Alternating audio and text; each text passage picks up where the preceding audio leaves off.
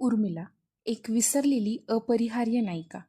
ती केवळ लक्ष्मणाची पत्नी नव्हती, ती होती त्या प्रत्येक स्त्रीचं प्रतीक जिला वाट पाहावी लागते, समजून घ्यावं लागतं, पण ज्याच्या भावना नेहमीच दुर्लक्षित राहतात. राम वनवासात गेला, लक्ष्मणही, पण उर्मिला ती राहिली मागे. पण तिचं जगणं थांबलं नाही. ती अश्रू गाळत बसली नाही ना, तिने स्वतःला दुर्बल मानलं. तिने घर सांभाळलं, जबाबदाऱ्या उचलल्या आणि अयोध्येचा आधारस्तंभ बनले. न बोललेलं प्रेम आणि न सांगितलेला त्याग. 14 वर्ष ही फक्त काळाची गणना नव्हे, तर तपस्येची कसोटी होती. लक्ष्मणानं रामासाठी त्याग केला, पण उर्मिलेनं लक्ष्मणासाठी त्याग केला. काही कथा सांगतात की ती निद्राव्रतात राहिली, एक अशी अवस्था जिथे तिनं स्वतःला लक्ष्मणाच्या वेदनेत समरस केलं. नात्यांमधली न बोललेली दूरदृष्टी.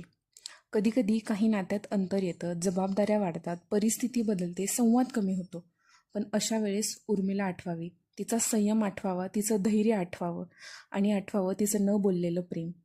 ती शिकवते की प्रेम केवळ उपस्थिती नसते, ते समजून घेण्यात असतं. प्रतीक्षा हे दुर्लभतेचं लक्षण नाही, तर ती एक शांत पण मजबूत शक्ती आहे. समाजाच्या नजरेत विसरलेलं पात्र म्हणजे उर्मिला. रामायणात रामाच्या धैर्याची, सीतेच्या शुद्धतेची आणि लक्ष्मणाच्या निष्ठेची चर्चा होते. पण उर्मिलेच्या त्यागाचं काय? ती केवळ लक्ष्मणाची पत्नी नव्हती, ती एक वेगळीच कथा होती. रामायणाच्या इतिहासात दुर्लक्षित पण अपरिहार्य. ती होती उर्मिला. उर्मिला एक पात्र न राहता एक भावना होते, समजूतदार, धीराची आणि निशब्द प्रेमाची साक्ष देणारी. तिचा त्याग हा केवळ समजून घेण्यापुरता नव्हे, तर तो अनुभवण्यापुरता आहे.